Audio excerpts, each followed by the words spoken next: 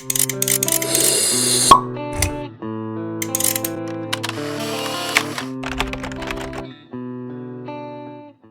guys, so this is the second video in the series and I'm going to be talking about how you can prepare and also actually come out to your friends and your family as a non-believer. Believer, not believer. I find that people often make a trade, so they might act like they're Muslim even if they don't believe, just so that they can maintain relationships within their community. For me, this left me kind of sad. Teaching yourself to be one person and in reality being someone completely different, it can really mess you up, and I don't think it's a healthy thing. And I know that for me, it caused some real problems with some friendships and relationships I've had. It's something that I decided that I couldn't do. You know, with the double life, it's a constant struggle between love for your people in your community and people around you and your family, and truth. And it's a struggle, and that's the problem. So now I'm going to give you 3 things which I think are the key things you need to get sorted before you can leave. The first one is independence in the form of shelter. Shelter, I feel, is the most important thing. When I was leaving, I didn't sort my shelter out properly, and it's probably the worst experience of my life. Definitely don't recommend it to anyone. Some people might say that actually finances are more important than shelter sort out, but I'll explain why that's not always true later on. Ideally, shelter actually means 3 months of a roof over your head, even if it's not provided for you by yourself. The reason I say 3 months is because I feel 3 months is enough kind of space for you to get a minimum wage job, and that will allow you to sustainably live out. If you live in a country that has social support or shelters and charities and things like that, make sure you take your passport with you, because often these kind of social support type things and shelter and council housing, they need to see your passport to know who you are. Also, make sure that you reach out online. You know, I've talked a little bit in the last video about communities and what kind of communities you can be part of. We've had so many situations where people are homeless, and as much as we can, we try to help them out through saying, oh, come crash in my place for a bit. It doesn't always work, obviously, because we're all also, you know, in difficult situations, but as much as we can, I think there's been some really good stories out of that. But I think the most common place that people get this shelter, this 3-month shelter from, is their personal friends. Also, I found that often with people who have friends who are non-Muslim, they'll often get support from them once they've been kicked out or they've had to leave the house because of whatever reason. For example, I know someone, he left his house, had literally nothing. He had like a suitcase, and what happened is his friend's mother actually took him in, and she was supporting him for about 2-3 months until he got on his feet. And that's the kind of story that you hear a lot of, because, you know, you have people who care for you and people who will go and push the boat out in order to help you. The second form of independence, which is very important, is financial independence. But this can be wrong sometimes, that this is necessary, and I'll explain why. If you're literally suffocating, if you're going through emotional manipulation or physical abuse even, or whatever, get out, because psychologically it's going to be damaging. Every other day you spend in that space, it's going to damage you. But I made the mistake, because I would always say in the past, make sure you get your financial stuff sorted out before you even think about leaving. A friend of mine who you know, told me off because she was saying, look, when I was studying, I was also doing 3 different jobs just so I could have my own space, and you know, she says, no matter how hard it was for me, I totally don't regret it. And so if she can do it, anyone can, because she was doing her degree as well, and she got a really good score in her degree. But if you can hack it, 100% sort out your finances. Get a job. If you can't get a job, let's say you're female and your parents will not allow you to work, which some parents might say, contact women's organizations and shelters, because often these shelters are focused towards domestic abuse, but they will help you out if you're in this kind of situation, and they will help you out in terms of having a place to stay, or potentially financially, or even just advice on what steps you can take within the context of your country. Education really helps, especially with things like long-term career progression and things like that. If you can get educated while you're home, do it.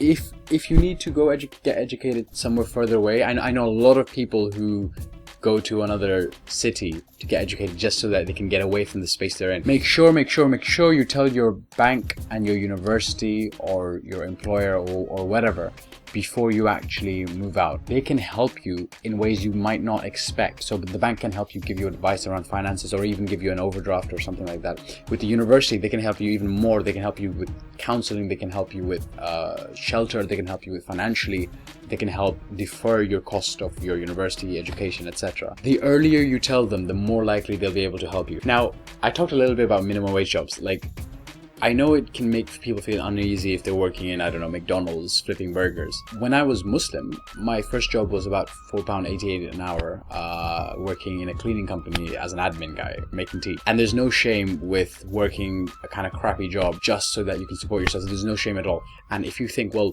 you know, this is going to mess up my future because, you know, I'm going to be wasting my time. No. If you're working at McD's and you're doing it so that you can support yourself, you are giving yourself this hunger to never be in that position again. And that is something that not many people have. And I think that it's a very powerful thing. You know, many of the very successful people I know, they've done worse jobs and they're where they are today because they knew what it means to be on the bottom, you know? So it's not a bad thing. Finally, the third thing that's super important is allies. Now, what do I mean by allies? When I say allies, I mean people.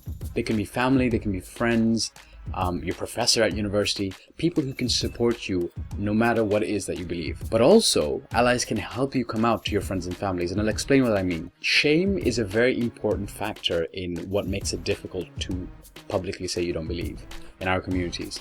And if you have, let's say, your wife or your cousins on your side, then when you come out to people who might be a little bit more uncomfortable with it, who might even be emotionally manipulative about it, if they feel like actually there's other people within your circle who support you, it's going to be a lot harder for them to go into that. It's a lot easier for them to say, okay, you know what, I disagree with you, but I love you. Family resistance comes, a lot of it, from shame.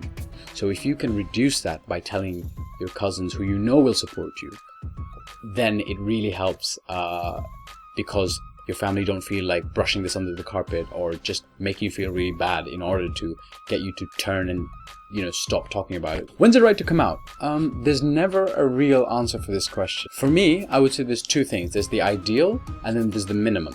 For me, ideally, it's when you have your shelter, your finances, and your allies sorted out. So you have the shelter for at least 3 months, you have financial stuff sorted out really well, and you have friends and family who can support you. The minimum, unfortunately, is if you're going through lots of emotional, psychological, financial, or even physical threats or abuse or things like that, and you've got signs and you're showing signs of things like depression, so things like you're locking yourself up in your room and not talking to anyone, you're not eating, you're just feeling like you want to stay in bed all day, you're not going to work. For example, there was someone whose family was going to take her to her home country, or at least there was the risk of that, and as soon as I learned, we said, okay, you need to get out of there, because when it comes to that kind of risk, you got to get out. Now, there are different ways you can come out to your family or your friends.